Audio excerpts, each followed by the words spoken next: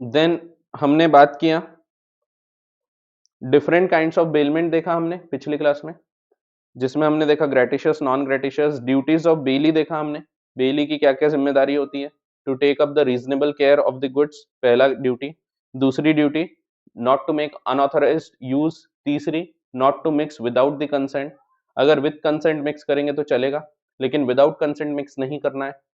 फिर not to, हाँ, duty to return the goods and duty to return the accretions. Accretion means any natural increase, बढ़त।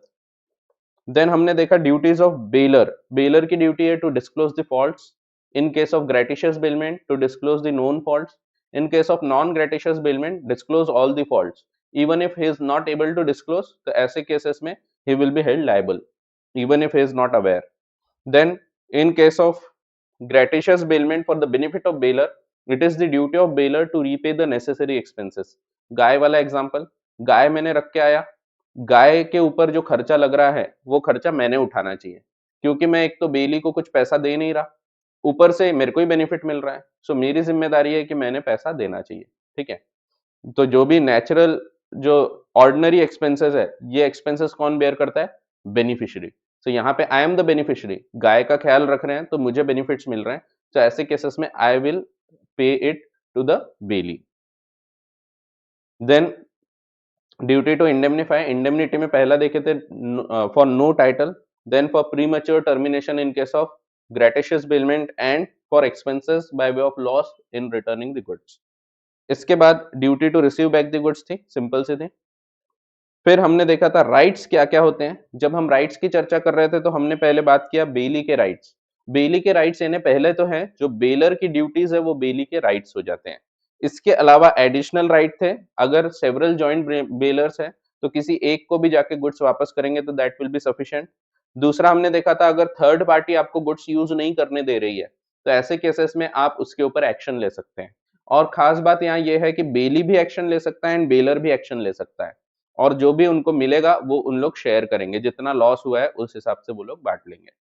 Then यहाँ पे एक rule और देखे थे हमने कि अगर मैंने चोरी के गुड्स बेल कर दिया हूं, आपने वो मुझे वापस कर दिया, बेलमेंट खत्म हुआ, आपने मुझे वापस कर दिया, सो यहाँ पे you will not be held responsible by the true owner. True owner आपको ये नहीं बोल सकता कि आपने कैसे क्या वापस कर दिए, आपकी जिम्मेदारी थी, आपने वापस कर दिए, आपको नहीं पता था कि मैंने चोरी के गुड्स लाया था, तो ऐसे केसेस में you will incur no liability towards the true owner. Then हमने एक बहुत इंपॉर्टेंट राइट पढ़ा था, बेलीज राइट ऑफ लीन। अगर मैं एक शब्द में पूछूं कि कौन सा राइट मिलता है, कौन सा लीन मिलता है बेली को, तो आप बोलेंगे पर्टिकुलर लीन। पर्टिकुलर लीन का मतलब होता है सिर्फ वो गुड्स आप रख सकते हैं जिसके ऊपर कुछ कार्य किया गया था, only that particular good can be kept, वो आप साथ में रख सकते हैं। देन इसके अलावा मैंने ये भी बताया था इसके ऊपर एक्सरसाइज ऑफ लेबर और स्किल होना चाहिए, कुछ कार्य किया गया होना अनिवार्य है। अगर कुछ कार्य नहीं किया है, सिर्फ कस्टडी चार्जेस के लिए आप गुड्स को नहीं रख सकते, उसको लीन, पर्टिकुलर लीन नहीं बोलते। फिर हमने देखे थे पर्टिकुलर लीन जो है इससे रिलेटेड कुछ खास बातें। पहली चीज वही थी लेबर और स्किल जिस पे एक्सरसाइज किया वो। दूसरी चीज थी पूरा काम होना चाहिए तभी आप लीन रख सकते हैं, एक्सरसाइज कर सकते हैं। टेलर वाला एग्जांपल बेस्ट एग्जांपल है आपको पर्टिकुलर लीन समझने के लिए। जब एक व्यक्ति ने गुड्स रखा था, मैंने ले जाके कपड़ा दिया टेलर को सिलने के लिए, उसने पूरा काम नहीं किया, आधा सिला है, तो वो ये नहीं बोल सकता पैसे दो नहीं तो मैं गुड्स नहीं दूंगा। अब उसने अगर पूरा काम नहीं किया तो ही कैन नॉट डिमांड दी लीन, उसको गुड्स वापस करना पड़ेगा, इनफैक्ट मैं उसके ऊपर एक्शन ले सकता हूं। फिर हमने देखा था लीन तब नहीं ले सकते जब क्रेडिट की बात हो। जब हमने पहले ही बात किया था कि आज हम गुड्स ले जाएंगे, एक महीने बाद पैसा देंगे, तो ऐसे केस में फिर लीन नहीं एक्सरसाइज कर सकते। आप ये नहीं बोल सकते नहीं नहीं पैसा दो फिर गुड्स ले जाना, क्योंकि बात ही हुई है, पैसा तो बाद में दिया जाएगा, तो ऐसे केस में I can take back the goods. Then हमने देखा था पोजेशन अगर किसी भी प्रकार से खत्म हो जाता है तो लीन खत्म हो जाती, ये आपका बचपन का ही रूल है जो आपने ऑलरेडी पढ़ चुके हैं। देन राइट ऑफ लीन खत्म हो जाएगा अगर आपने इसके विपरीत कुछ एग्री कर लिया है, तो आपने बोला है ठीक है आप ले जाओ गुड्स, मैं लीन एक्सरसाइज नहीं करूंगा, तो फिर वैसा होगा। देन हमने देखा था इट में ऑल्सो बी वेव्ड, छोड़ दिया जा सकता है। फिर जनरल लीन के बारे में थोड़ी बहुत चीजें बताया था मैंने। जनरल लीन का मतलब होता है जहां पे कोई भी गुड्स को रख सकते हैं आप, कोई भी बैलेंस के लिए, कोई भी पैसे के लिए, इसको हम बोलते हैं general lean. It is for the general balance of the accounts. ये हर किसी को नहीं मिलती, ये कोई स्पेसिफिक बेली को ही मिलती है, जैसे कि एक बैंकर को मिलेगी ये, एक वारफिंजर को मिलेगी, फैक्टर को मिलेगी, एजेंट को मिलेगी, पॉलिसी ब्रोकर को मिलेगी, अटर्नीज ऑफ हाई कोर्ट इनको मिलेगी। तो हर किसी को ये नहीं मिलती। देन इसके ऊपर का डिफरेंस बिटवीन अभी देख लेते हैं, और इसके बाद फिर कोई डाउट होंगे आपके तो पूछ लेना। So difference between general lien and particular lien. General lien का मतलब है it is a right to retain any goods of the bailor for the general balance of accounts, but particular lien, it is a lien exercisable only on such goods in which charges are due, in respect of which charges are due. Then general lien is not automatic, अपने आप नहीं होगी। Particular लीन automatic है, यहां बोलना नहीं पड़ता। जब मैं टेलर के पास कपड़े रख के आ रहा हूं, मुझे बोलने की जरूरत नहीं है कि भैया देखो आप पूरा करो, और उसको बोलने की भी जरूरत नहीं है कि मैं अगर आप पैसा नहीं दोगे शर्मा जी तो मैं गुड्स नहीं दूंगा, ये बोलने की जरूरत नहीं है। सो ये जो लीन है ये ऑटोमेटिक है। पर्टिकुलर लीन इज ऑटोमेटिक, यहां बोलना नहीं पड़ता कि मैं पर्टिकुलर लीन एक्सरसाइज करूंगा। टेलर ये बोलता नहीं शर्मा जी पैसे नहीं दोगे ना तो मैं गुड्स नहीं दूंगा, ये बोलने की जरूरत नहीं है। नहीं भी बोलेगा तो he can exercise that lien. But general lien बोलना पड़ता है, तभी जनरल लीन एक्सरसाइज होगी। ठीक है, so general lien is not automatic but it is recognized through an agreement. It is exercised by the bailey only by name. Only by name means by particular specific contract ये किया जा सकेगा। But particular lien is a automatic lien. तो it is an automatic lien, अपने आप ये रहेगी ही। फिर general lien, it can be exercised against goods even without involvement of labor or skill. लेकिन particular lien पे ये compulsory होता है कि उसके ऊपर कुछ कार्य किया गया होना चाहिए। ठीक है, then bankers, factors, wharfingers, policy brokers, attorneys, इन लोगों को मिलती है जनरल लीन, और बाकी के जो बेली है उनको मिलती है पर्टिकुलर लीन।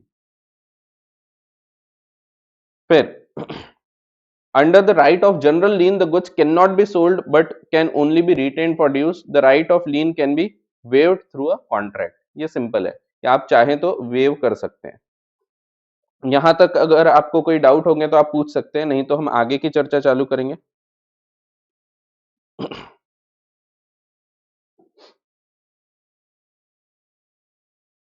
चलो ठीक है, आगे बढ़ते हैं। So what are the rights of bailor. Bailor के क्या क्या राइट्स है, क्या क्या उसके अधिकार हैं। सो अब बेलर के क्या अधिकार होंगे, जो बेली की ड्यूटीज थी वो बेलर के राइट्स हो जाते हैं। ठीक है,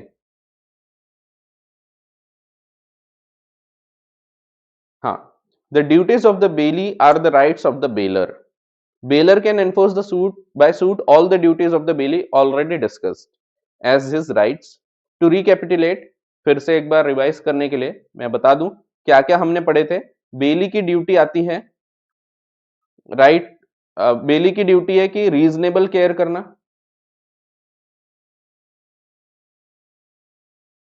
और वही बेलर का राइट है। अगर बेली रीजनेबल केयर नहीं करेगा, अगर बेली निग्लिजेंट रहेगा, तो ऐसे केस में bailor can claim compensation from bailee. So वही चीज है, right to claim damages for loss caused to the goods bailed by the bailee's negligence, that is if he does not take reasonable care of the goods. अगला point भी same है, unauthorised use नहीं करना ये जिम्मेदारी है बेली की। Baler का अधिकार है, अगर अनऑथोराइज्ड यूज होगा तो वो कॉन्ट्रैक्ट को कैंसिल कर सकता है और इवन डैमेजेस ले सकता है। So right to claim compensation for any damage arising from the और during the unauthorised use of the goods बेल्ड।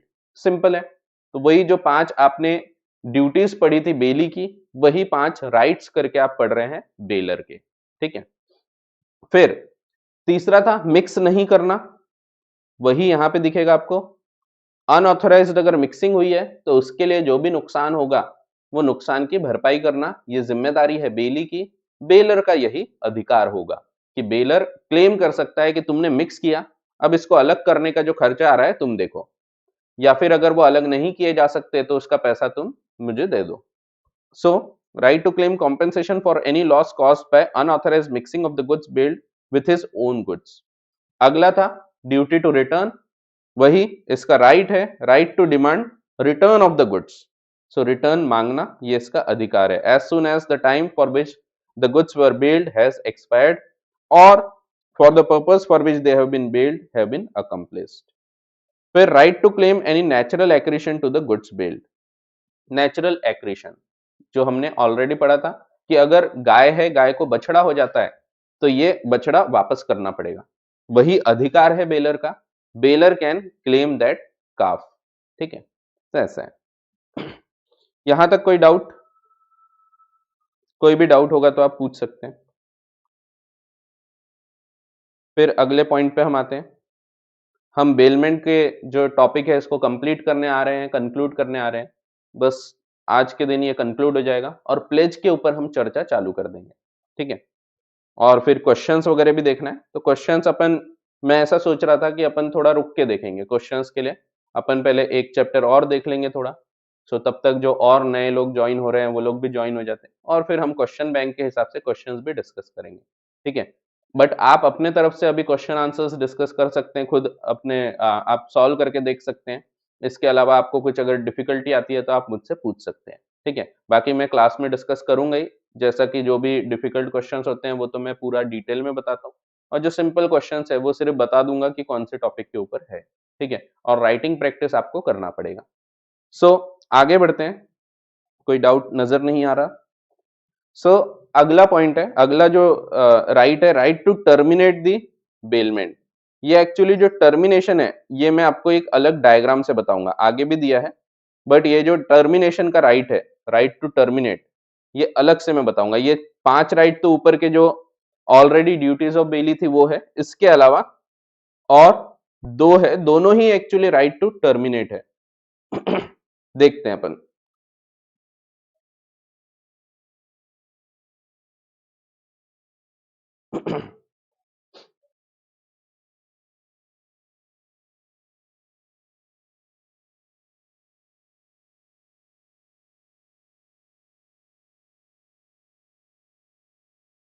हाँ, सो राइट टू टर्मिनेट क्या पढ़ रहे हैं हम?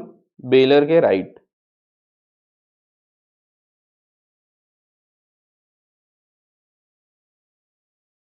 To terminate bailment.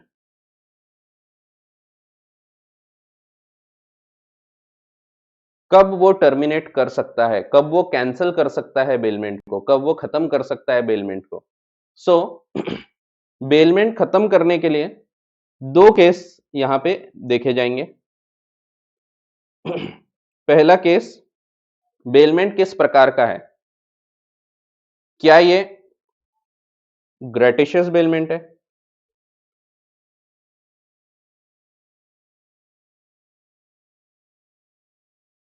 या क्या ये नॉन ग्रेटिशियस है?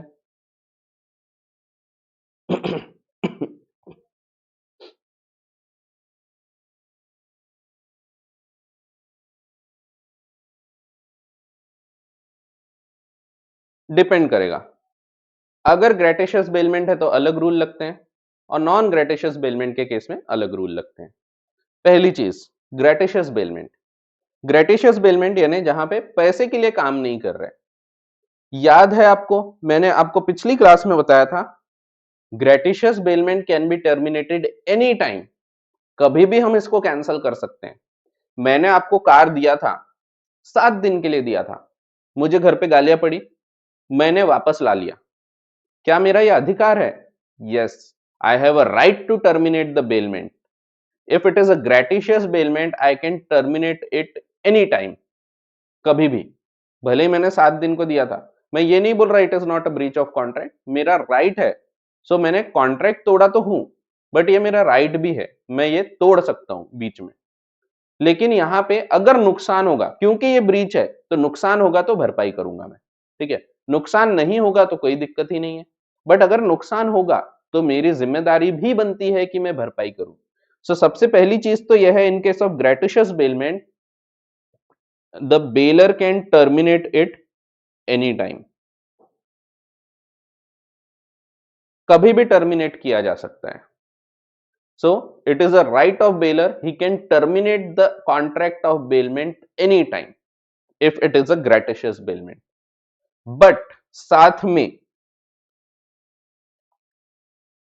he will also be responsible या liable to compensate the loss in excess of the benefits. जो आपको एग्जाम्पल दिया था मैंने, 7 दिन के लिए अगर आप कार लेके जाते हैं, 7 दिन के लिए अगर आप किराए से कार लाते तो 7,000 रुपए लगे होते, पर मैंने आपको बोला आप मेरी कार ले जाओ, एक दिन आपने यूज किया, दूसरे दिन मैंने वापस ला लिया, अब आपको इसके बदले 7,200 रुपए लग गए, 200 रुपए ज्यादा लगे। बेनिफिट से ज्यादा तो आपको नुकसान हो गया। वो जो नुकसान है ना 200 रुपए का, वो नुकसान आप मुझसे क्लेम कर सकते हैं। ये ऑलरेडी मैंने आपको बताया था, आपके पास इसका डायग्राम बना होगा।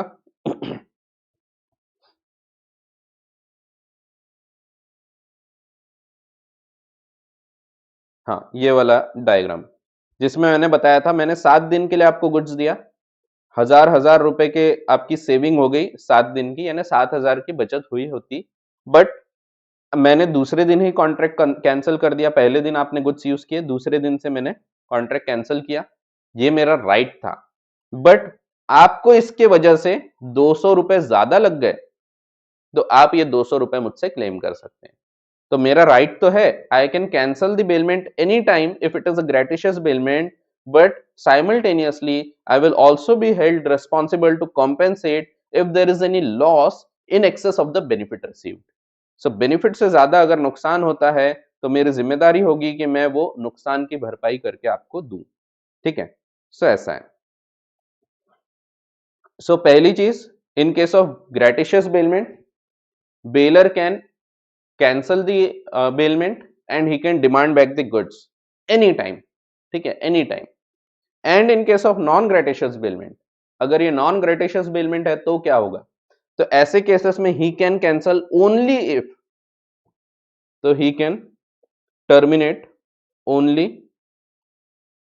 if there is a breach of condition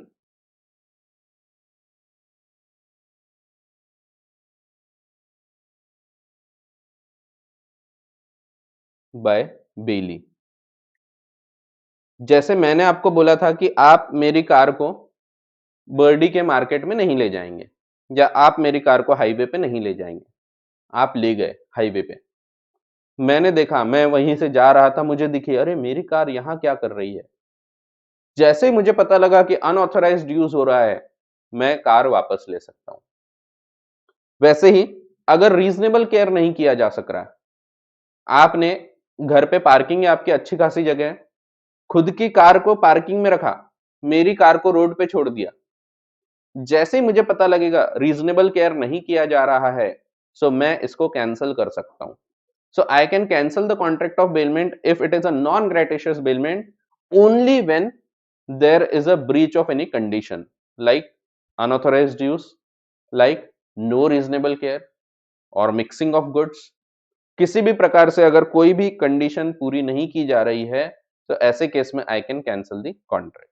ठीक है, gratuitous bailment can be cancelled anytime, terminated anytime, but non-gratuitous bailment can be terminated only when there is a breach of any condition by the bailey। ठीक है, और यहाँ compensation की बात नहीं आती, हम कॉम्पेंसेट नहीं करेंगे क्योंकि कंडीशन तोड़ रहा है बेली, उल्टा हम कॉम्पेंसेशन उससे मांगेंगे। ये दोनों राइट को मैंने साथ में बता दिया, section number 153 and 159। Section numbers are not important, आपको याद रखने की आवश्यकता नहीं है। right to terminate or lapse the bailment if the bailey uses the goods wrongfully। पहला पार्ट है when he uses it wrongfully। ठीक है, the bailor has a right to terminate the bailment if the bailey does with regard to the goods bailed any act which is inconsistent with the terms of the bailment although the term of bailment has not expired। भले ही time पूरा नहीं हुआ था, or the purpose of the bailment has not been accomplished. Example दिया है, A gives on hire to be a horse for his own riding. B drives the horse in his carriage. उसको बोला था तुम ये घोड़ा चला सकते हो, उसने कैरेज में लगा दिया, उसने टांगे में लगा दिया. ऐसे केसेस में the contract of bailment is voidable at the option of the baler. मैं चाहूं तो इसको कैंसिल कर सकता हूं. ठीक है, सो ऐसा है. Then right to demand return of the goods at any time. At any time. At any time. तो क्या लिखा है? At any time in case of gratuitous bailment. Gratuitous bailment में any time. When the goods are lent without reward, that is gratuitously, the bailor can demand their return whenever he pleases, even though he lent them for a specific purpose or for a specified time, and the bailee is not guilty of wrongful use. So it is my right, I can cancel the contract of bailment if it is a gratuitous bailment, anytime, कभी भी. ठीक है, आपने अपने friend के पास से एक video game की कैसेट लेके आए थे, आपने एक PS4 का गेम लेके आए थे, आपने बोले थे 7 दिन में यूज करूंगा, कल चल के वो खुद आएगा और बोलेगा नहीं नहीं मेरे को मेरा गेम वापस कर दे, आपको करना पड़ेगा. ठीक है, सो यहां पे आपको वो वापस करना पड़ेगा because it is his right, he can demand back the goods any time if it is a gratuitous bailment. ठीक है, so but if the premature return of goods causes the bailee any loss in excess of the benefit received, so in excess of the benefit actually derived by him from the use of such goods, the bailor must indemnify the bailee for the amount in which the loss occasioned exceeds the benefit derived. Same example जो ऊपर मैंने आपको बताया हूं, वही example आपको यहां पे भी ध्यान रखना है. ठीक है, तो 7 दिन वाला ध्यान रखो. Now how can the bailment be terminated? बस खत्म, यहां पे खत्म. इसके बाद हम प्लेज की बात करेंगे. So how bailment can be terminated, कैसे खत्म कर सकते हैं आप? सो पहला है by efflux of time. Efflux of time यानी वक्त का बीत जाना. तो वक्त के बीत जाने पे बेलमेंट अपने आप खत्म हो जाएगा, पहली चीज. So efflux of time, if the bailment is for a stipulated time, specified time, then bailment terminates as soon as the stipulated time expires. आपने मुझसे कार लेके गए थे, बोले थे शाम को 5 बजे वापस कर दूंगा, शाम को 5 बजे आपने वापस कर देना चाहिए. ठीक है, देन फुलफिलमेंट ऑफ पर्पस. अगर टाइम का नहीं था, पर्पस की बात थी, so within a reasonable time as soon as the purpose is accomplished. जैसे समझो मैंने किसी के यहाँ बुक्स रख के आया था बाइंडिंग के लिए, उसका काम है जैसे ही बाइंडिंग का काम हो जाए मुझे वो वापस कर दे. ठीक है, within a reasonable time. ठीक है, अब reasonable time will be a question of fact, it will depend from facts and circumstances of each case.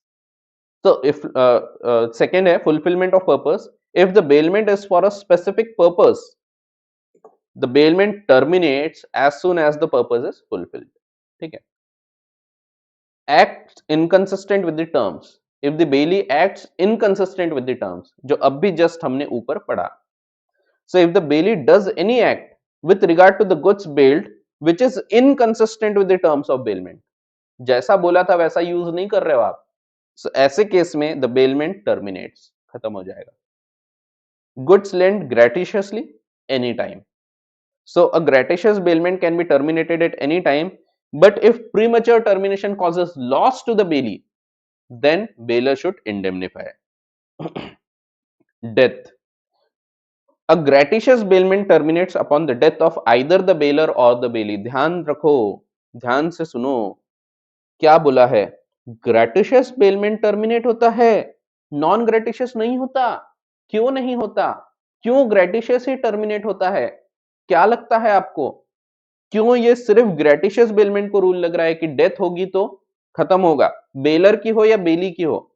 समझो मैंने आपको कार दिया था विदाउट एनी चार्ज और मैं यहां घचक जाता हूं, मैं मृत्यु को प्राप्त हो जाता हूं, मैं स्वर्ग सिधार जाता हूं. सो ऐसे केस में बेलमेंट खत्म हो जाएगा अगर मैंने कार दिया था विदाउट एनी चार्ज. लेकिन अगर मैंने आपको कार दिया था विद चार्ज, मैंने दिया था, बोला था मेरे को 2000 रुपए दिन के लगेंगे, सो यहां क्यों खत्म नहीं हो रहा? यहां पे क्यों चलता जाएगा ये? क्योंकि देखो, जो पहला केस है वो ग्रेटिशियस बेलमेंट का है जिसमें इट डिपेंड्स ऑन, नहीं, हाँ, कंचन का एक बोलना है कि पर्टिकुलर पीरियड के लिए पे किए इसीलिए। सो नहीं, अगर मैंने ग्रेटिशियस बेलमेंट भी पर्टिकुलर पीरियड को बोला हूं 7 दिन को, तो भी वो खत्म हो जाएगा जैसे ही मेरी डेथ होती है। ठीक है, भले ही मैंने 7 दिन के लिए दिया हूं तो भी खत्म हो जाएगा। सो क्यों ऐसा बोल रहा है? क्योंकि देखो, it is a contract of utmost good faith. हाँ, भाविन का बोलना है कि लीगल हेयर्स को ट्रांसफर होता है। यस, बट क्यों? क्योंकि देखो, जब ग्रेटिशियस बेलमेंट की बात हो रही है, मैंने आपको क्यों दिया हूं गुड्स? क्योंकि हमारे बीच एक ऐसा रिलेशन है जिसमें मेरे को आप पे भरोसा है, इसीलिए मैंने आपको गुड्स दिया विदाउट एनी चार्ज।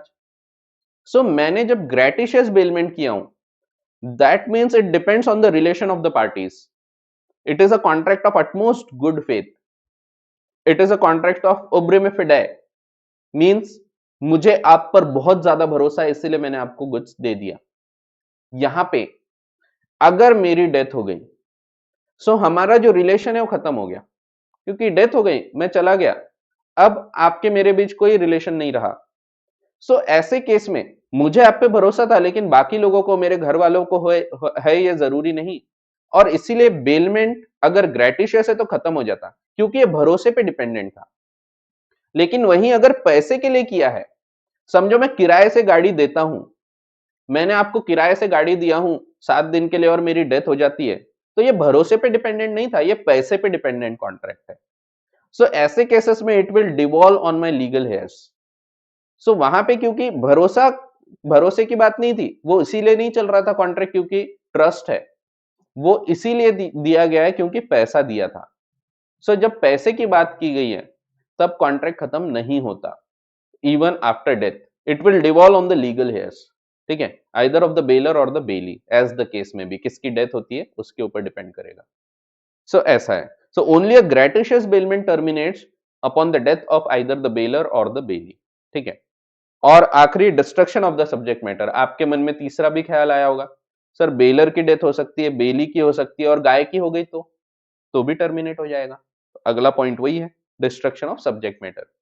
सो अगर सब्जेक्ट मैटर ही डिस्ट्रॉय हो गया, मैंने आपको कार दिया था, अब बिजली गिरी और वो कार पे आके एकदम से स्वाहा हो गई, कार ध्वस्त हो गई, पूरी नेस्तनाबूत हो गई, तो ऐसे केसेस में जैसे ही कार डिस्ट्रॉय हो गई, आपकी कोई गलती नहीं, मेरी कोई गलती नहीं, बिजली की गलती है, तो बिजली बराबर मेरे कार पे आके गिरी, कार खत्म हो गई, बेलमेंट खत्म हो गया।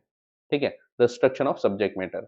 लासा को मैंने आपको दिया था 4 दिन के लिए खेलने, लासा की डेथ हो गई, डिस्ट्रक्शन ऑफ सब्जेक्ट मैटर। ठीक है, तो ऐसा है। So bailment terminates on the destruction of the subject matter. Subject matter means जो चीज आप दे रहे हैं उसको हम बोलते हैं सब्जेक्ट मैटर।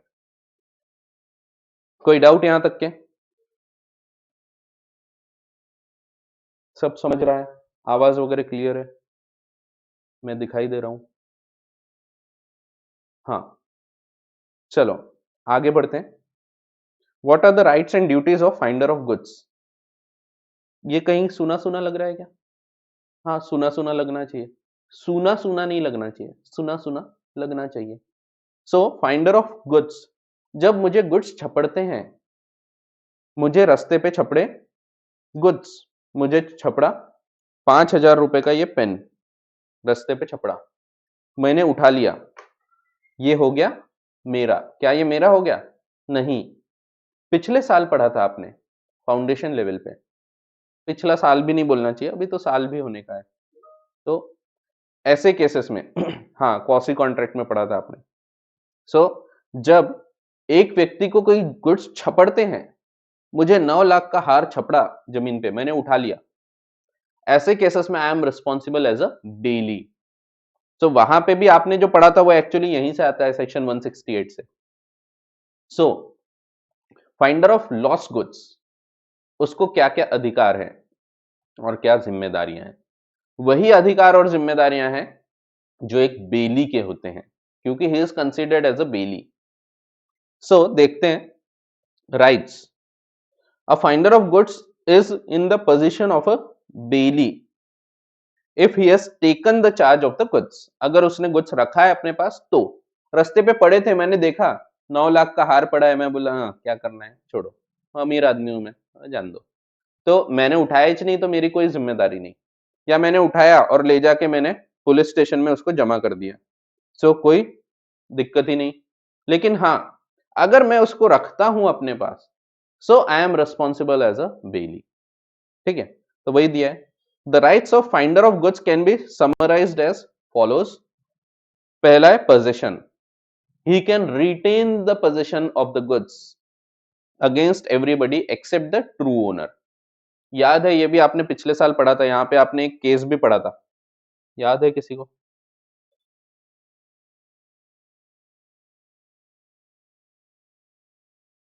हॉलिन वर्सेस होलर, एक केस था ऐसा।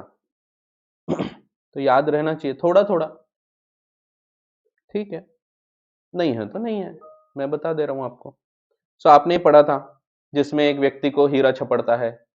हाँ, हॉलिन, हॉलिन था, होलिन नहीं था, हॉलिन था। तो मेरी स्पेलिंग मिस्टेक होगी, हॉलिन, होवलिन नहीं था, ठीक है, होवलर है लेकिन हॉलिन है, तो ऐसा है। हाँ, सो हॉलिन वर्सेस होलर के केस में भी आपने यही पढ़ा था, जिसको छपड़ा उसका पहला अधिकार, छपड़ना मीन्स मिलना, प्राप्त होना। तो मुहावरों का वाक्यों में प्रयोग करो, छपड़ना मीन्स मिल जाना, प्राप्त होना, ठीक है। सो जिसको छपड़ा वो रखेगा उसको possession, except against the true owner. True owner का पहला अधिकार, दूसरा अधिकार जिसको छपड़ा था। Then compensation and lien. Compensation and lien वाला टॉपिक भी आपको ऑलरेडी पता है, एक बार जल्दी से रिवाइज कर लेते हैं। सो कॉम्पेंसेशन, अगर नहीं मिलेगा, पहुंचाने का खर्चा मुझे नहीं मिलेगा, so I can keep the goods with me. यहां पे भी आपको लीन मिलता है, ठीक है, पर्टिकुलर लीन मिलता है, only that particular good can be kept, even if यहाँ पे स्किल वगैरह यूज नहीं किया है, बट यहाँ पे पर्टिकुलर लीन मिलता है। अगर आप डिफरेंस बिटवीन में जाके देखोगे तो आपको डिफरेंस बिटवीन में दिखेगा भी कि फाइंडर ऑफ गुड्स को पर्टिकुलर लीन मिलता है, ठीक है। पर्टिकुलर लीन वाले टॉपिक में आपको दिखेगा बाइली, बाइली नहीं है, बेली है, बाइले भी लोग होते हैं कुछ ऐसे, खैर, तो बेली, फाइंडर ऑफ गुड्स, प्लेजी, इन लोग को मिलता है पर्टिकुलर लीन। सो इसको मिलेगा लीन। अगर कॉम्पेंसेशन नहीं देते हैं तो उसको पहुंचाने का खर्चा आ रहा था मेरे को, समझो 5,000 रुपए, 8 लाख की चीज मिली, 9 लाख की चीज मिली, पहुंचाने का खर्चा है 5,000 रुपए। मैं आगे वाले को बोल सकता हूं भाई पहले पैसे दो फिर मैं गुड्स दूंगा, तुम पैसे नहीं दोगे तो मैं गुड्स नहीं दूंगा, ये मेरा अधिकार है, ठीक है। It is a right of lien, right to retain the position of goods until paid compensation.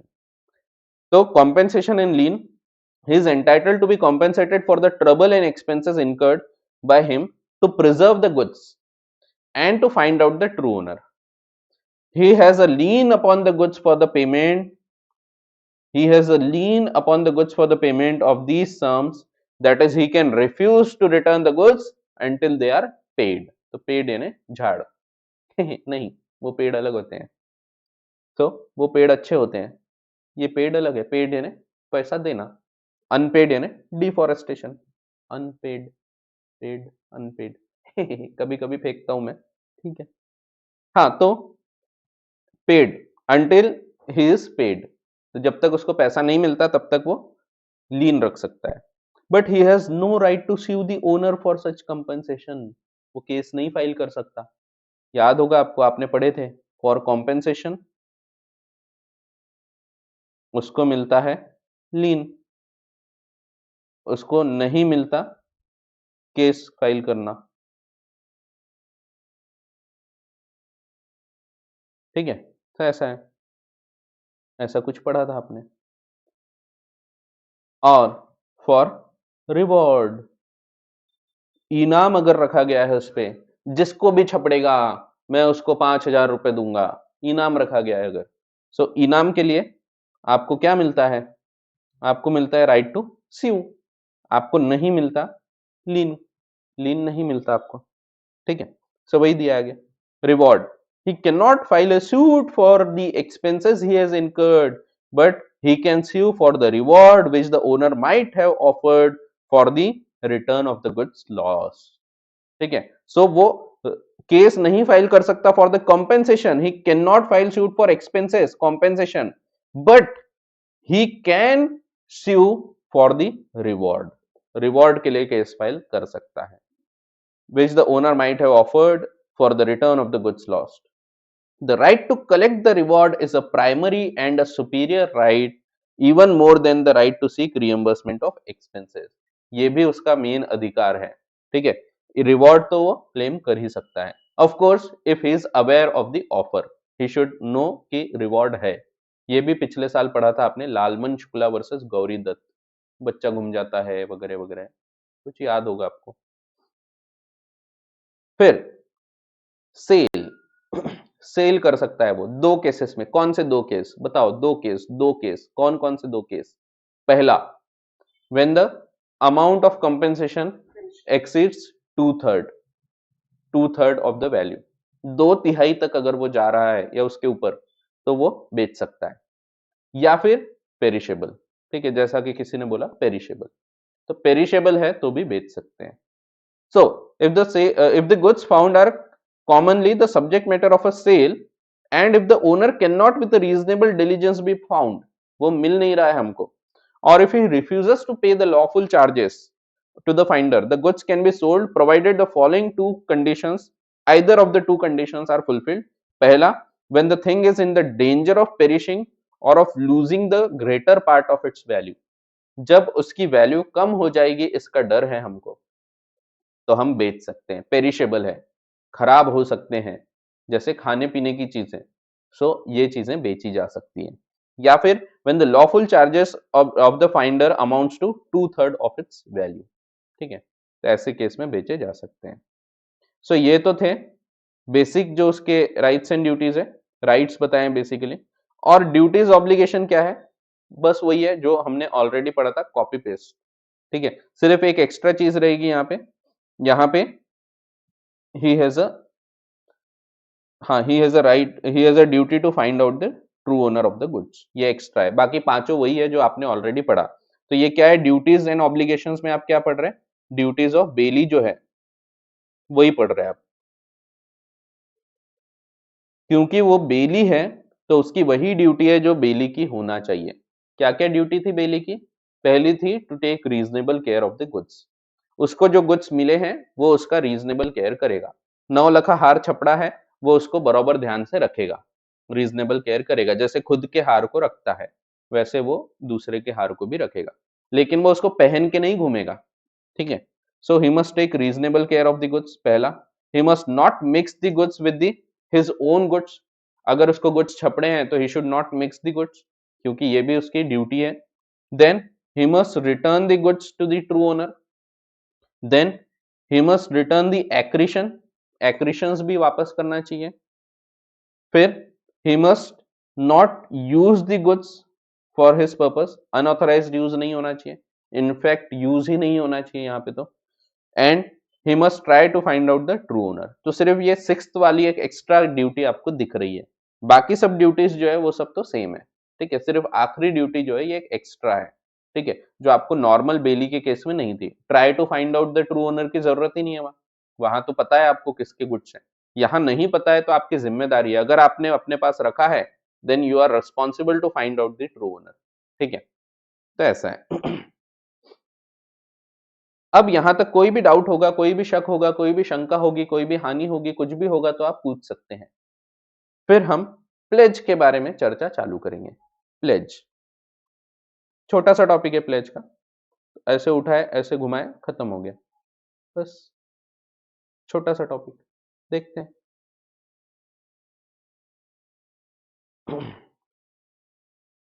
कोई भी डाउट, कुछ समझ में आ रहा है?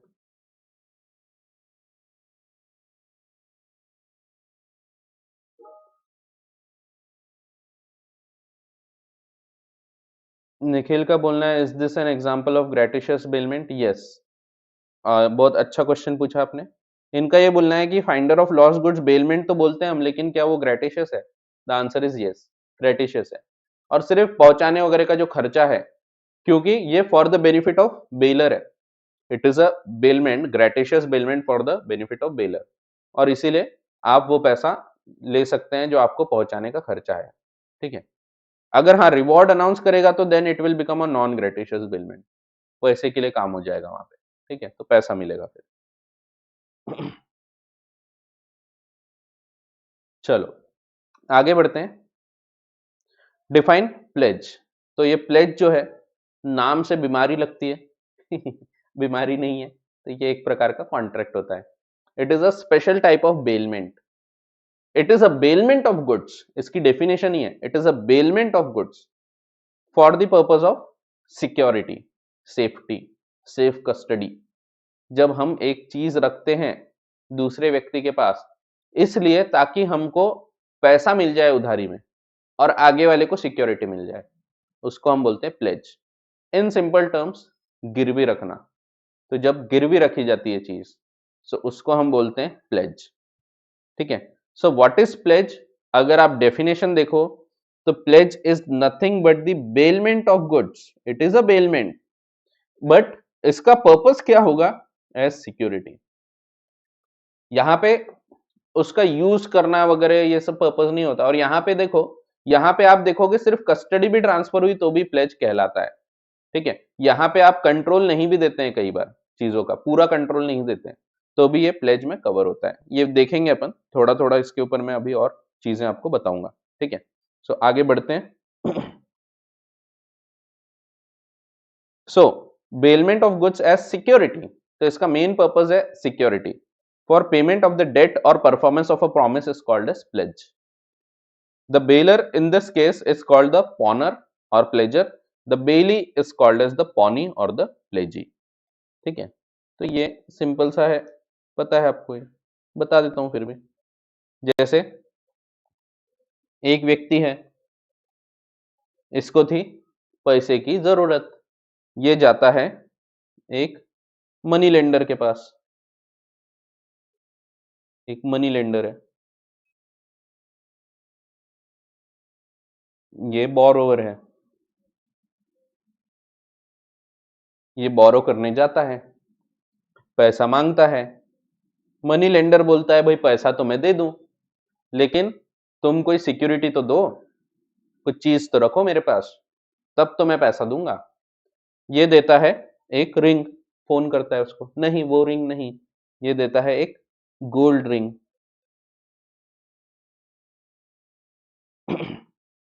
और फिर गोल्ड रिंग के बदले ये पैसा दे देता है,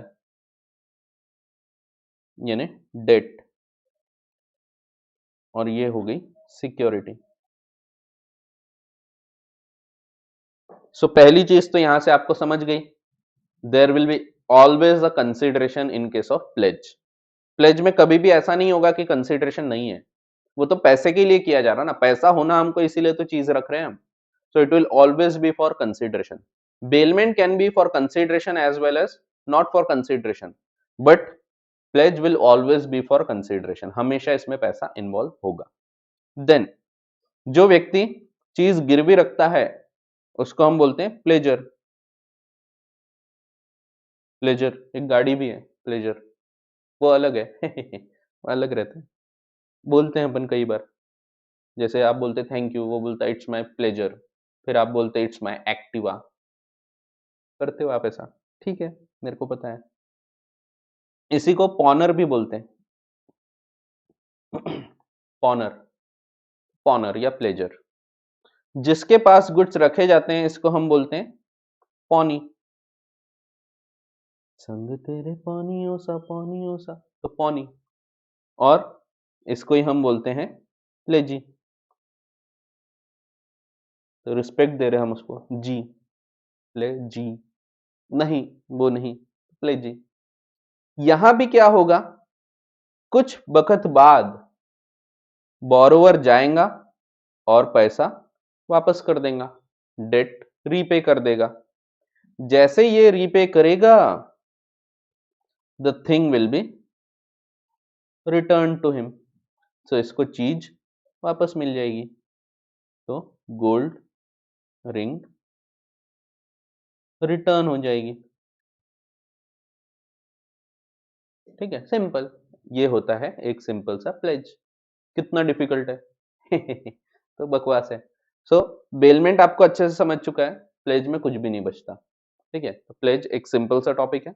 हाँ, कुछ छोटे मोटे पार्ट्स मेरे को बताना है जिसके ऊपर क्वेश्चन आते हैं एग्जाम में, ठीक है। सो वो अपन देखेंगे। सो ये है सिंपल सा pledge.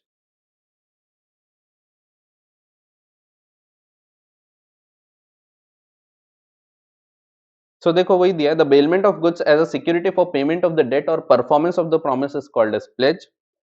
The bailer in this case is called as the pawner or the pledger, and the bailee in this case is called as the pawnee or the pledgee.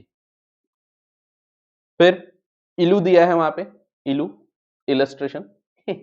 तो इलू दिया है, इलस्ट्रेशन बताता है A borrows rupees 10,000 from B and keeps is diamond ring, अमीर आदमी है, अपन गोल्ड रिंग वाले, वो डायमंड रिंग वाले, as security payment of the date.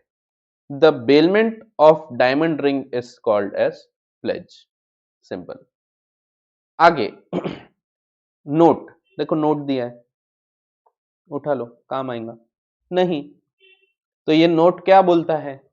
पहला, the pledgee gets the right on whole goods even if the amount of loan is less.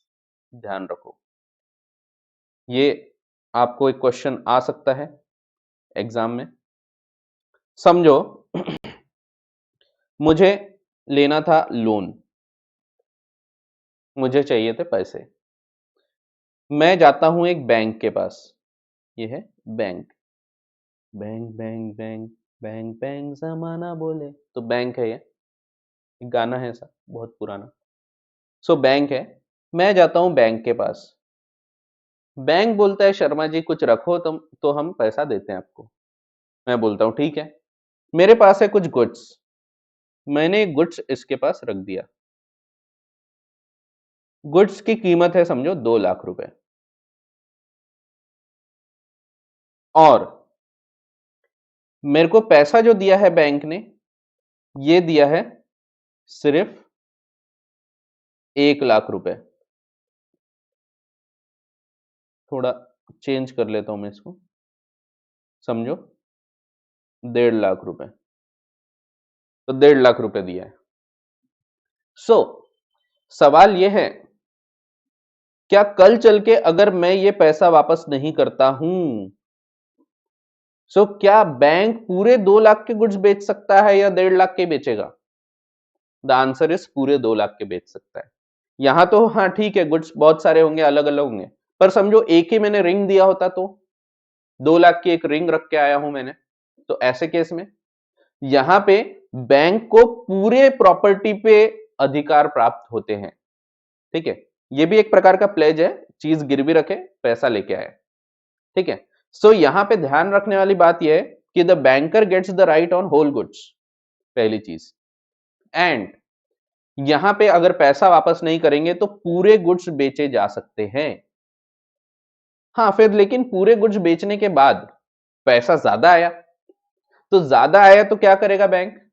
Bank अपना पैसा रख लेगा 1.5 लाख रुपए अलॉन्ग विथ इंटरेस्ट जो भी आ रहा है, एंड बचा हुआ पैसा bank will have to refund to the borrower, ठीक है, तो प्लेजर को वापस कर देगा, ठीक है। सो ऐसा है पहली चीज।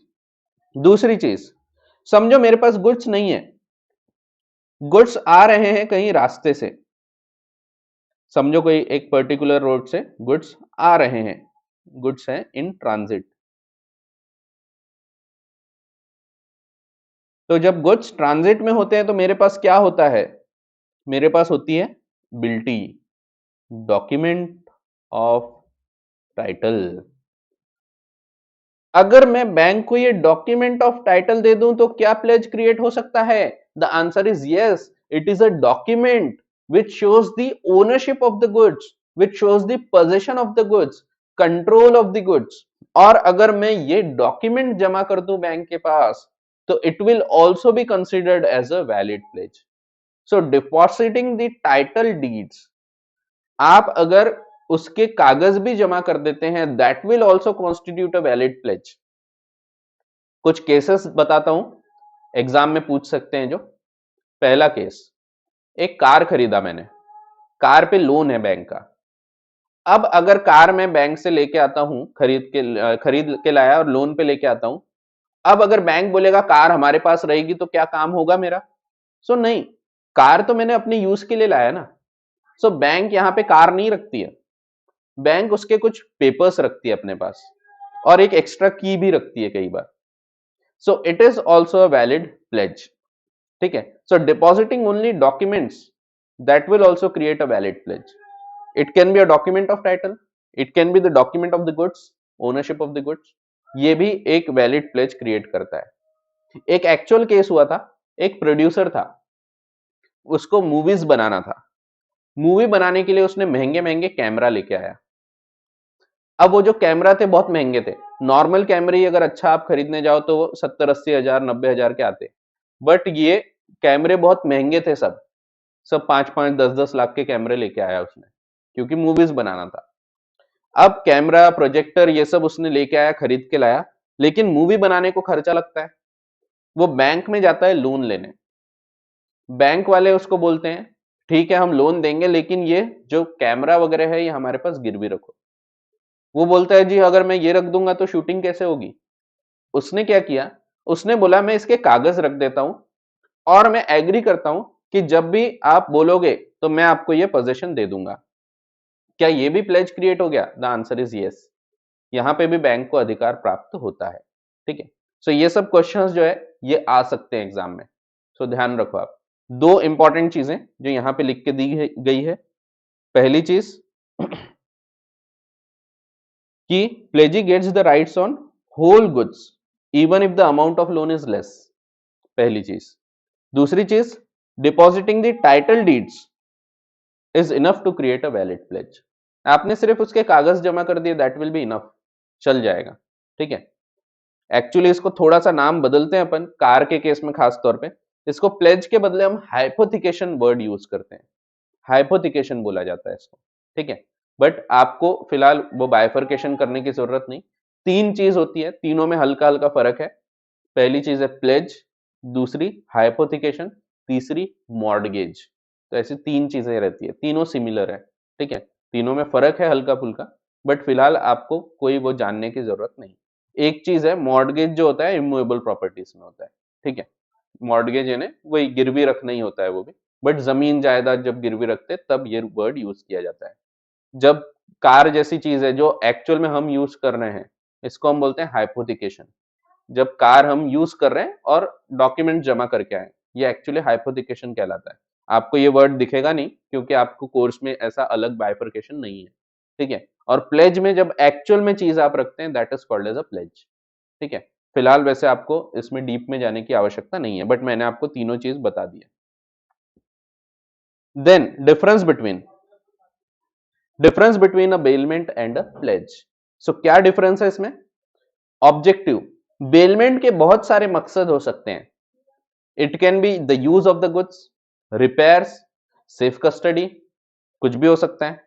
सो हायरिंग, सेफ कस्टडी, रिपेयरिंग, बहुत सारे पर्पस हो सकते हैं। बट प्लेज का एक ही पर्पस है, सिर्फ एक purpose, to serve as a security for the debt और performance of the promise. Means यहां पे सिक्योरिटी करके, सेफ्टी करके हमने पैसा लेने के लिए हमने गुड्स रखा है। So that is called as a pledge.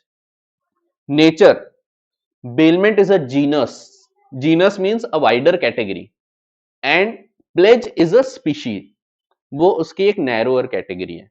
जैसा कि जीनस और स्पीशीज आप जानते हैं, साइंस की टर्म्स है, जैसे कि आर्थ्रोपोडास, कीड़े मकोड़े, ये जीनस हो गया।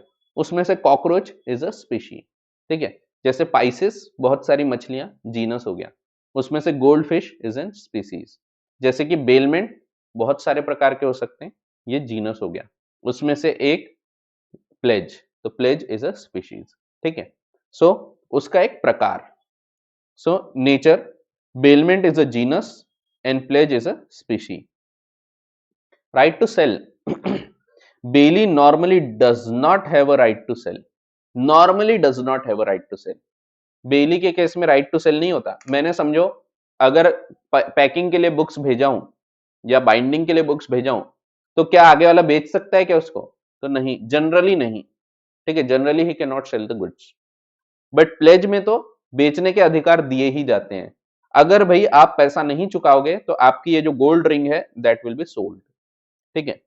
सो वही है, the bailee normally does not have a right to sell right of sale of the goods bailed on non-payment of dues by bailor. The bailee may either retain the goods or sue the bailor for his dues, ठीक है। जैसे even अगर आप Taylor का case देखो, Taylor क्या आपने कपड़ा दिया था, अगर आप पैसे नहीं देंगे so he will not sell the goods, वो रखेगा अपने पास and he will claim the price, suit file करेगा पैसा लेने के लिए, ठीक है। He does not have a right to sell, he can retain them but he can not sell them, ठीक है।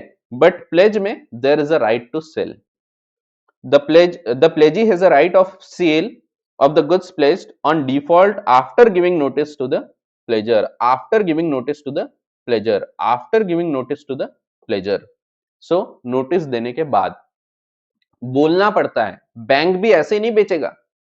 गोल्ड लोन चल रहा था, 2 दिन हमने ईएमआई नहीं भरे, लेट हो गए, तो वो गोल्ड ऐसे नहीं बेच सकता, नोटिस भेजना पड़ता है कि भाई आपका गोल्ड के लोन का इतना इतना इंस्टॉलमेंट ड्यू है, इतना भर दो, अगर ये तारीख तक नहीं भरोगे तो हम आपके गुड्स बेच देंगे, कंपलसरी है, ठीक है। एक साहूकार ने अगर किसी को उधारी दिया था और कोई गुड्स रखा था एज अ प्लेज, तो ऐसे केस में इट इज कंपलसरी कि साहूकार मनी लेंडर इसने एक नोटिस देना चाहिए कि भाई मैं तुम्हारे गुड्स बेच दूंगा अगर ये तारीख तक पेमेंट नहीं आता है तो, ठीक है।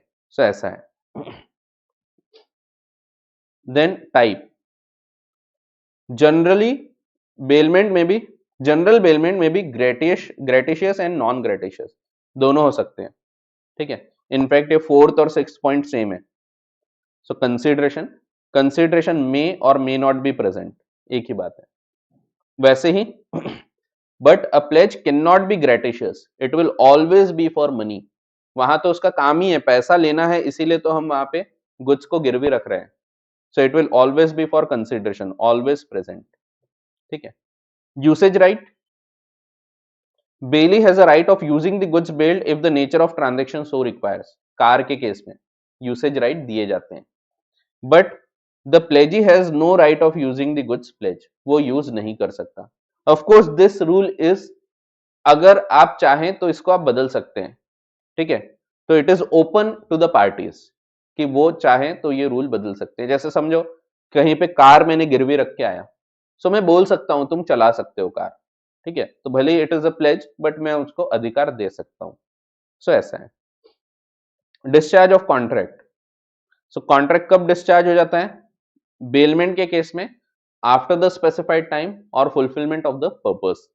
सो after the purpose is accomplished और after the specified time, but pledge खत्म होता है ऑन पेमेंट ऑफ डेट, जैसे ही डेट वापस हो गया खत्म हो गया, ठीक है। सिंपल है। Distinguish between plays and bailment same है। Pledge is a particular kind or type of bailment, species of bailment. The difference between pledge and bailment is in the purpose or objective. The purpose of pledge is to provide only security for debt, but or for performance of promise. But bailment can be made for various purposes, जैसे कि repair, safe custody, etc. ठीक है, so ऐसा है। यहाँ तक कोई doubt? फिर हम आगे बढ़ते हैं। ये वाला पार्ट आज अपन कंक्लूड कर लेंगे, फिर राइट्स एंड ड्यूटीज देखते हैं। कोई भी डाउट है तो आप पूछ सकते हैं। सिंपल से पॉइंट है, जल्दी खत्म हो जाएगा, इतना सा एक्ट है। कोई भी डाउट नहीं है, आगे बढ़ते हैं। When can a non-owner create a valid pledge? याद करो मैंने आपको बताया था कि जनरली जो व्यक्ति ओनर है वही बेलर रहता है, बेलर ओनर होता है। जितने भी एग्जांपल्स मैंने बताया हर जगह मैंने बोला baler is the owner, ownership मेरी रहेगी तभी मैं गुड्स प्लेज करूंगा या मैं बेल करूंगा। बट कुछ ऐसी केसेस हैं, एक्सेप्शंस है, जहां पे even if I am not a owner, I am not an owner, फिर भी मैं प्लेज कर सकता हूं and it will be a valid pledge. एक वैलिड प्लेज क्रिएट किया जा सकता है by a non owner. So कौन कौन से ऐसे केसेस हैं इंपॉर्टेंट है, आपको ध्यान रखना है। When can a non owner make a valid pledge? So pledge create करने के लिए ओनर कब नहीं रहे तो चलेगा? पहला है pledge by a mercantile agent. Mercantile agent, mercantile agent means कौन? मर्केंटाइल एजेंट का मतलब होता है एक बिजनेस एजेंट। सो एक ऐसा व्यक्ति जिसको हमने अपॉइंट किया है for a particular business. Mercantile का मतलब होता है बिजनेस। सो बिजनेस के लिए मैंने एक व्यक्ति को अपॉइंट किया हूं। सो यहां पे क्या होता है, मैं हूं मैं हूं प्रिंसिपल। कल से मैं स्कूल जाऊंगा। नहीं, वो वाला प्रिंसिपल नहीं। तो प्रिंसिपल, मैं क्या करता हूं, मैं एजेंट को गुड्स देता हूं। तो इसको मैंने गुड्स भेजा। अब ये एजेंट है, मर्केंटाइल एजेंट। मर्केंटाइल एजेंट, जैसे ही मैंने वर्ड यूज किया, याद है किसी को मर्केंटाइल एजेंट के क्या अधिकार होते हैं, क्या क्या उसको राइट होते हैं, कानून क्या क्या बताता है? सो आपको याद होगा, आपने पिछले साल पढ़ा था सेल ऑफ गुड्स एक्ट में। क्या पढ़ा था? Mercantile agent is an agent who has a right to buy the goods, who has a right to sell, buy, sell. Puja का मैसेज आया है, कंसाइन एंड प्लेज। यस, तो ये चार राइट रहते हैं एक एजेंट के पास। ठीक है, इसको हम बोलते हैं इम्प्लाइड ऑथोरिटीज। इम्प्लाइड, मान लिया गया। जैसे ये एजेंट बोला मैंने, सो आप मान लोगे he can buy, sell, consign and pledge the goods. ये आप मान लोगे।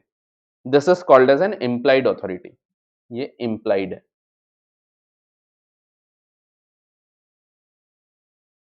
पर कभी कभी मैं इसको एक्सप्रेसली बोलता हूं कि देख भाई, तू बाय कर सकता है, तू सेल कर सकता है, तू कंसाइन कर सकता है, तू प्लेज नहीं कर सकता। इसको हम बोलते हैं एक्सप्रेस अथॉरिटी। मैंने अगर उसको बोल दिया नहीं तू प्लेज नहीं कर सकता, सो यहां पे क्या होगा, समझो यहां पे अब इसने कहीं पे जाके प्लेज कर दिया। एक व्यक्ति के पास गया ये, इससे उधारी ले लिया, लोन ले लिया, डेट इनकर कर लिया, एंड इसके पास गुड्स को प्लेज कर दिया। सवाल यह है, क्या एक वैलिड प्लेज क्रिएट हो जाएगा? The answer is yes. अब यहां पे सिर्फ एक चीज है, it should be in good faith. The प्लेजी should not be aware that the pledger or the agent does not have an authority। अगर उसको पता है तो फिर वो ये नहीं कर सकता, बट नहीं पता था और उसके पास गिरवी रख दिए, तो it is a valid pledge. हम क्या पढ़ रहे हैं, जब भी हम कोई चीज पढ़ते हैं ध्यान रखना, हम पढ़ क्या रहे हैं, हम पढ़ रहे हैं कब कब एक non owner valid pledge create कर सकता है। ओनर कौन है इस केस में गुड्स का? ओनर तो प्रिंसिपल है। कौन प्लेज क्रिएट कर रहा है? Mercantile agent, a non owner, he is creating a valid pledge. So वो प्लेज क्रिएट कर रहा है और गुड फेथ में होना इंपॉर्टेंट है। ठीक है, आगे वाले को नहीं पता है। अगर आगे वाले को पता है तो फिर वैलिड प्लेज क्रिएट नहीं होगा। ठीक है, सो ऐसा है। Even if the agent exceeds his authority, उसको नहीं बोला था तो भी कोई बाहर वाला व्यक्ति तो यही सोचेगा ना, अरे ये एजेंट है तो मींस ये प्लेज कर सकता है। सो इसीलिए कभी भी थर्ड पार्टी का नुकसान नहीं होने दिया जाता। ठीक है, सो यहां पे भी प्रिंसिपल के गुड्स को मर्केंटाइल एजेंट ने अगर प्लेज किया इवन विदाउट अथॉरिटी, तो ऐसे केसेस में it will create a valid pledge. ठीक है, तो ऐसा है। बना लिया करो ये सब, मैं बोलता हूँ हमेशा। शुरू शुरू में मैं याद दिलाता हूँ, बाद में आप खुद ही बना लिया करो। बनाना चाहिए। एप्पल चाहिए, ऑरेंजेस चाहिए, सब चाहिए, सब खाना चाहिए, अच्छा होता है हेल्थ के लिए, बनाना चाहिए। हाँ, आगे बढ़ते हैं। Pledge by mercantile agent. A mercantile agent who is with the consent of the owner in the possession of goods। तो देखो उसके पास या तो गुड्स होंगे या तो डॉक्यूमेंट ऑफ टाइटल होगा, तभी तो वो प्लेज क्रिएट करेगा। जब यहाँ पे वो प्लेज क्रिएट करना चाह रहा है तो या तो गुड्स वो देगा, या कभी ऐसा भी हो सकता है कि गुड्स अभी आने के हैं और इसके पास डॉक्यूमेंट ऑफ टाइटल आ चुका है और he is transferring the document of title, तो भी ये वैलिड प्लेज क्रिएट हो सकता है। जैसा कि मैंने अभी ऊपर थोड़ी देर पहले ही बताया था आपको कि even by depositing the document of title, document भी डिपॉजिट करके एक वैलिड प्लेज क्रिएट हो सकता है। ठीक है, सो वैसे यहां पे भी डॉक्यूमेंट के बेसिस पे भी कर सकता है। Either he should be in a position of goods और द डॉक्यूमेंट्स, तभी ये प्लेज क्रिएट होगा। So, a mercantile agent who is with the consent of the owner in the possession of the goods or of the documents of title to the goods can make a valid pledge of the goods while acting in the ordinary course of business as a mercantile agent. Such a pledge will be valid even if the agent has no authority, even if the agent had no authority to pledge, provided the pawnee acts in good faith and has not at the time of pledge any notice that the pawner has no authority to pledge. A mercantile agent is one who has the authority to sell or buy goods or to raise money on the security of goods. Pledge in this case can be effected through pledge of documents like the bill of lading, the railway receipt, the lorry receipt, ये सब जमा करके भी आप pledge create कर सकते हैं। तो पहला point, pledge by mercantile agent. क्या पढ़ रहे हैं हम? When can a non-owner create a valid pledge? So in this case, even if the person is not the owner of the goods, he can create a valid pledge. Even if he is exceeding the authority, he can create a valid pledge. ठीक है? So if it is within the implied authority. So ये implied authority, express authority, ये हम देखेंगे जब हम agency का topic पढ़ेंगे। फिर second point, pledge by a person in possession under a voidable contract. याद करो वो बचपन का दिन, याद करो जब एक भाई आया था, मैं क्लास में पढ़ा रहा था, याद करो वो दिन, मैं यहाँ पे पढ़ा रहा था और एक भाई आता है,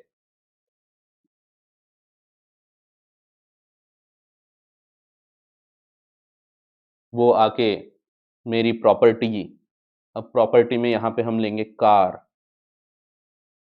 अपने नाम करवा लेता है और 4 करोड़ की कार के बदले मुझे वो 1 करोड़ रुपए देके चला जाता है। यहाँ पे अगर कल चल के वो इस कार को कहीं पे जाके गिरवी रख दे और आगे वाले से वो 2 करोड़ रुपए ले ले, तो यहाँ पे क्या प्लेज क्रिएट हो जाएगा? The answer is yes. यहाँ पे अब मैं ये नहीं बोल सकता कि ही इज नॉट द ओनर, क्योंकि हमने ये देखा था वॉइडेबल कॉन्ट्रैक्ट में, ये एक वॉइडेबल कॉन्ट्रैक्ट है। अगर मैं कॉन्ट्रैक्ट अवॉइड नहीं करता हूं और ये व्यक्ति जाके थर्ड पार्टी के पास कुछ गिरवी रख देता है या सेल कर देता है, तो अब मैं कॉन्ट्रैक्ट कैंसिल नहीं कर सकता। अब यहां पे क्योंकि थर्ड पार्टी के अधिकार आ चुके हैं, अगेन ध्यान रखना है आपको, the प्लेजी should act in good faith. Good faith यहां भी होना चाहिए, उसको नहीं पता होना चाहिए कि भाई गड़बड़ है। सो यहां पे भी एक भाई आके अगर वो मेरे गुड्स ले जाता है और वो कहीं प्लेज कर देता है, तो ऐसे केसेस में it will be a valid pledge if the pledgee acts in good faith without notice of any coercion, coercion के बारे में उसको नहीं पता था। तो अब यहां पे मेरा अधिकार तो खत्म हो जाता है, लेकिन कल चल के अगर मैं अपने गुड्स वापस लेना चाहता हूं तो क्या मैं इसके पास से गुड्स ला सकूंगा? The answer is yes, but मुझे उसको 2 करोड़ रुपए देना पड़ेगा। इसके राइट्स को पहले खत्म करना पड़ेगा, उसके बाद मैं इससे गुड्स लेके आ सकूंगा। ठीक है, सो ऐसा है। देखते हैं। सो वही दिया है अगला point, pledge by a person in possession under a voidable contract. Voidable contract. A person having possession of goods under a voidable contract can make a valid pledge of the goods so long as the contract is not rescinded, so long as the contract is not avoided. The pawnee gets a good title. जिसके पास गिरवी रखा है, he will get a good title to goods provided he acts in good faith and without notice of the pawner's defect of title. ठीक है, फिर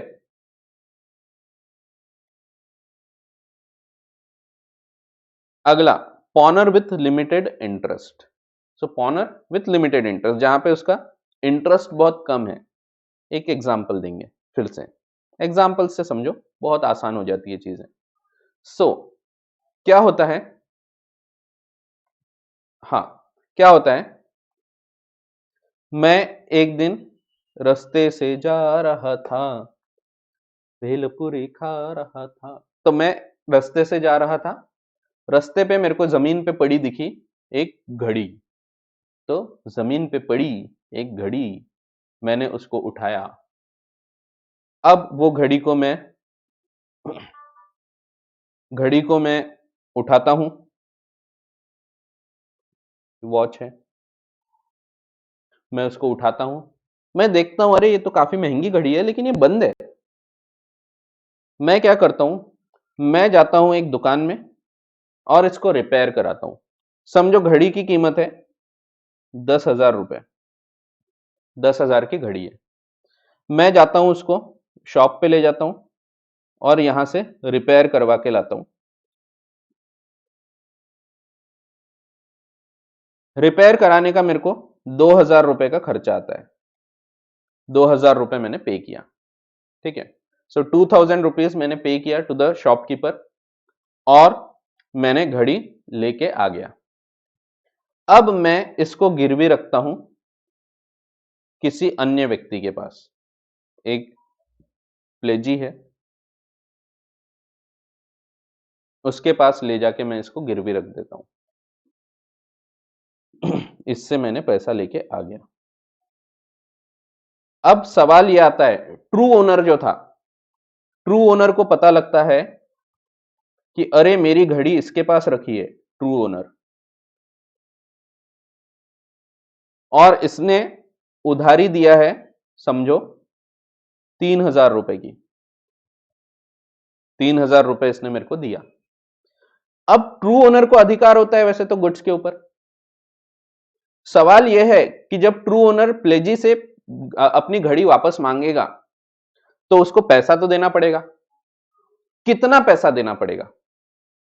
क्या true owner will have to pay 3,000 rupees to get back the goods, या true owner will have to pay 10,000 rupees या 2,000 rupees, as the case में भी कितना पैसा देना पड़ेगा?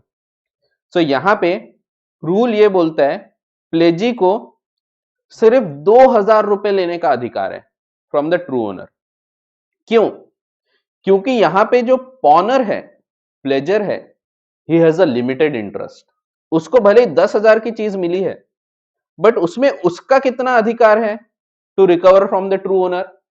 उसका अधिकार है सिर्फ 2,000 रुपए रिकवर करने का, क्योंकि 2,000 उसने खर्चा किया। जितना अधिकार इसका है उतना ही अधिकार वो इसको ट्रांसफर कर सकता है। भले इसने 3,000 रुपए दिया है बट अल्टीमेटली इसको 2,000 का ही अधिकार था to recover from the true owner. So यहां पे pledgee will also get the rights of the pledger only. तो प्लेजर या पॉनर विथ लिमिटेड इंटरेस्ट के केस में only that limited interest will transfer to the pledgee. ये rule based है on the rule of nemo dat quod non habet. No one can transfer what he himself does not possess. ये भी एक rule है जिसके बारे में शायद आपको थोड़ा बहुत पता होगा कि nemo dat quod non habet means you can not transfer what you do not possess. आप जिस पे अधिकार रखते ही नहीं आप वो ट्रांसफर नहीं कर सकते। सो यहां पे मैं अगर प्लेजर हूं तो मेरा अधिकार कितना है? मेरा अधिकार है सिर्फ 2,000 रुपए रिकवर करने का। कल चल के अगर ट्रू ओनर मेरे पास आता तो मैं उसको बोलता भैया 2,000 रुपए मेरे को दे दो, मैं आपको घड़ी वापस कर देता हूं। ठीक है। सो 2000 लेके मैं घड़ी दे सकता था। अब ट्रू ओनर मेरे पास नहीं आया, उसको पता लगा कि घड़ी किसके पास रखी है, घड़ी रखी है प्लेजी के पास, तो प्लेजी के पास गुड्स रखे हैं। ट्रू ओनर डायरेक्टली गया प्लेजी के पास, तो प्लेजी को पैसा देना पड़ेगा। कितना पैसा देना पड़ेगा? So true owner will pay 2000 rupees and pledgee will have to give back the goods. इसको गुड्स वापस करना पड़ेगा 2000 में। प्लेजी ये नहीं बोल सकता नहीं नहीं मैंने 3000 रुपए दिया था। प्लेजी सिर्फ 2000 रुपए देने पे गुड्स वापस करेगा। ठीक है। सो 2000 रुपए का अधिकार था प्लेजर का, तो 2000 रुपए अगर प्लेजी को मिल जाते हैं तो he will have to return the goods. क्या 1000 का नुकसान हो गया इसका? नहीं। He can recover the 1000 from the pledger, pledger से रिकवर कर लेगा। ठीक है। सो नुकसान नहीं होता।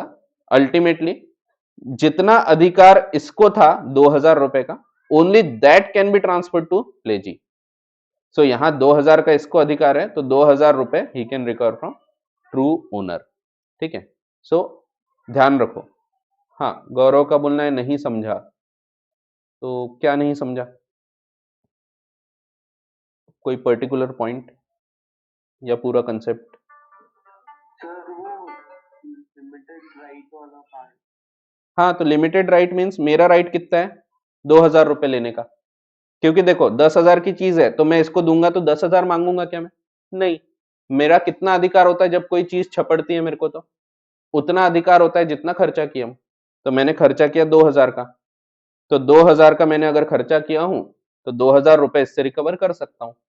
उतना ही अधिकार ट्रांसफर होगा टू द प्लेजी, तो 2000 रुपए का ही अधिकार इसको मिलेगा। तो मेरा जितना अधिकार उतना अधिकार मैं आगे ट्रांसफर कर सकता हूं। No one can transfer what he himself does not possess. उसका अधिकार था 2000 का, सो 2000 तक ही इंटरेस्ट ट्रांसफर होगा। This is called as pawnor with limited interest. So pawnor with limited interest can create a valid pledge only up to a limited interest. उससे ज्यादा का अगर प्लेज क्रिएट होगा तो ऐसे केस में it can not be recovered from the true owner. ठीक है। हाँ, इससे जरूर पूरा पैसा रिकवर कर सकते हैं, तो प्लेजी कैन क्लेम 3000 फ्रॉम हिम। लेकिन अगर ट्रू ओनर आएगा और 2000 रुपए इससे ले जाएगा, then pledgee can claim only 1000 रुपए फ्रॉम हिम। ठीक है। सो ऐसा है।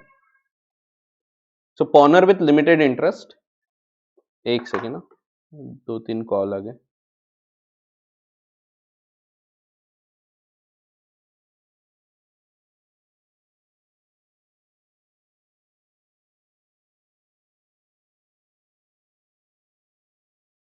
हाँ, so pawner with limited interest where a person pledges goods in which he has only a limited interest. So I have pledged the goods, I have the interest of 2000 rupees. For example, a mortgagee, the pledge is valid only to the extent of that interest.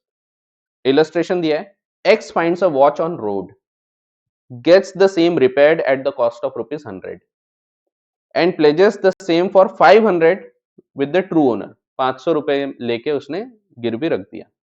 The true owner can recover the watch only by paying 100 rupees to the pledgee. सिर्फ 100 rupees पे करके वो उसको recover कर सकता है। ठीक है। सो ऐसा है। सो ये एग्जाम्पल भी आप ध्यान रख सकते हैं, सेम ही एग्जाम्पल है, सिर्फ यहाँ पे मैंने अमाउंट अलग लिया हूँ, यहाँ 3000 और 2000 लिया, वहां पे आपको 500 और 100 रुपए दिया है। ठीक है। तो ऐसा है। समझा अभी कि अभी भी कोई तकलीफ है? कुछ हो तो पूछ लो।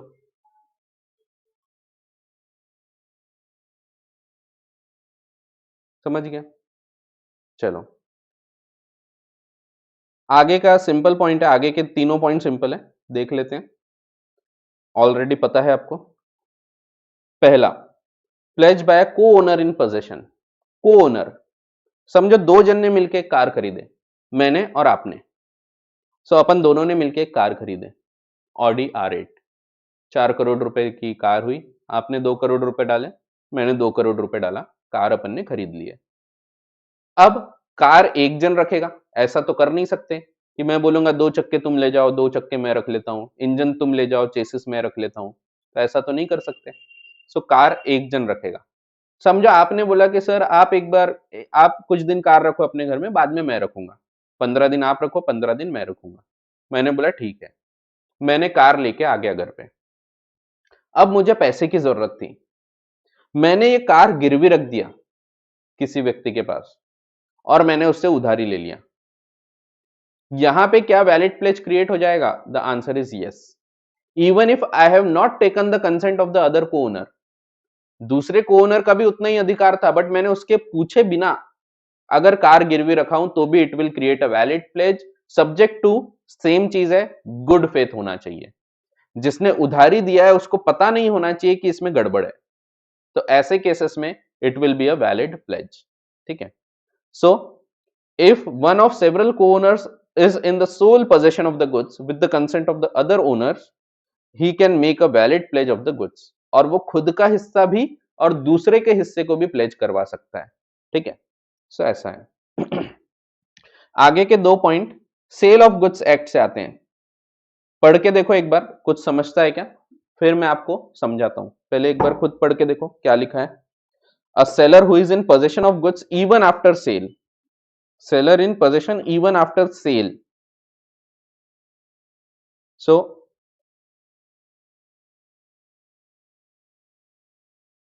देखो एक बार क्या बोला है। Sale, a seller who is in possession of goods, unpaid seller की बात नहीं हो रही। बताता हूं मैं। Sale by seller. हाँ हाँ हाँ, बिल्कुल वही वही है ये।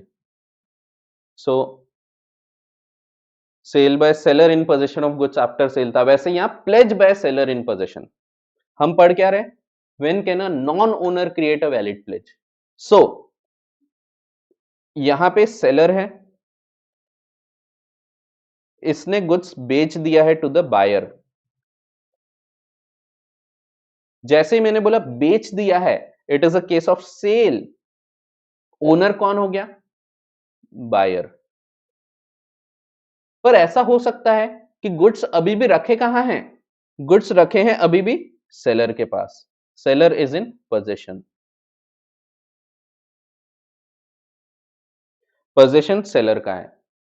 ठीक है, सो जब बायर ओनर है बट गुड्स अभी भी सेलर के पास है, डिलीवरी नहीं लेके गया है, सो ऐसे केसेस में seller can create a valid pledge if the pledgee acts in good faith। So हम पढ़ क्या रहे हैं? हम पढ़ रहे हैं when can a non owner, owner कौन है? Buyer is the owner, but pledge कौन कर रहा है? Seller. Create a valid pledge when after sale, means buyer has already become the owner of the goods but the goods are still lying with the seller। तो ऐसे cases में seller can create a valid pledge if the pledgee is not aware of the sale. तो ऐसे cases में if he acts in good faith, the pledgees should act in good faith. और इसी का opposite है अगला point. अगले point में क्या बोला है? एग्रीमेंट टू सेल की बात हो रही, मान सकते हैं आप। सो जैसे कि सेलर है, सेलर बायर को गुड्स बेचने का एग्री करता है। गुड्स ओनरशिप किसकी है? ओनर है सेलर, क्योंकि हम अभी बात कर रहे हैं जिसमें बायर के कुछ अधिकार है बट सेलर भी ओनर है, मेन ओनरशिप है सेलर की। और गुड्स का पोजीशन दे दिया है बायर को, या फिर डॉक्यूमेंट ऑफ टाइटल दे दिया है बायर को, ओनरशिप ट्रांसफर होने की है। बट बायर अगर इसको प्लेज करवा लेता है तो ऐसे केसेस में it will be a valid pledge if the pledgee acts in good faith. ठीक है, सो सेम एग्जांपल है। सो ये सेल का केस था, ये एग्रीमेंट टू सेल है। ठीक है, सो ये पिछले साल का रूल है, ये नया नहीं है। पिछले साल आपने सिर्फ इसके जगह सेल पढ़ा था, यहाँ पे सेल के बदले प्लेज हो रहा है और कुछ नहीं।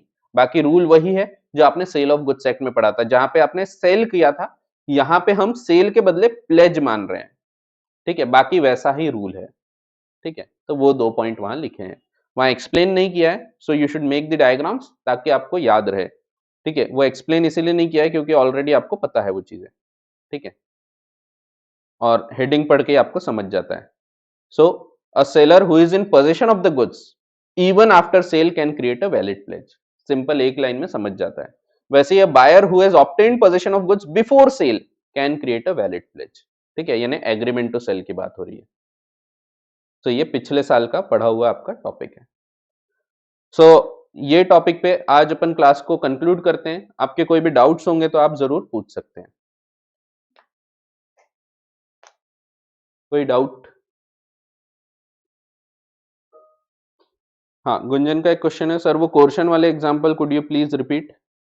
कोर्शन वाले एग्जाम्पल में क्या होता है, एक गुंडा है, एक भाई है, वो आता है, मारपीट करता है और मेरी कार लेके चला जाता है और मुझे कुछ औने पौने दाम दे के जाता है, कुछ पैसा दे के जाता है।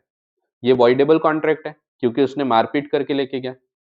अब इसने वो कार लेके गया और जाके कहीं गिरवी रख दिया, तो क्या ये वैलिड प्लेज है? द आंसर इज यस, एक प्लेज क्रिएट हो जाएगा क्योंकि आगे वाले को थोड़ी पता है कि भाई ने मारपीट करके लेके आया था। तो ऐसे केसेस में अगर वो गुंडा आता है, मारपीट करता है, ये चीज नहीं पता है अगर प्लेजी को, तो it will be a valid pledge. और कोई क्वेश्चन हो तो आप पूछ सकते हैं, फिर अपन क्लास को कंक्लूड करेंगे और अगली क्लास में ये चैप्टर भी कंक्लूड हो जाएगा। थोड़ा सा बचा है, सो इतना सा बचा हुआ है पॉइंट, ये अगली क्लास में कंक्लूड हो जाएगा। और एक काम करेंगे, क्वेश्चन आंसर्स देख लेंगे, अगले क्लास में ही देख लेंगे। मैं सोचा था पहले एक और चैप्टर हो जाने देंगे, बट अगले क्लास में टाइम बचेगा तो अपन क्वेश्चन आंसर्स अगले क्लास में देख लेंगे, ठीक है। सो क्वेश्चन बैंक भी अगले क्लास में ला लेना मीन्स कि आप घर पे ही हो, तो आप यूज कर लेना, ठीक है। तो चलो आज की क्लास को हम यहाँ कंक्लूड करते हैं। Thank you.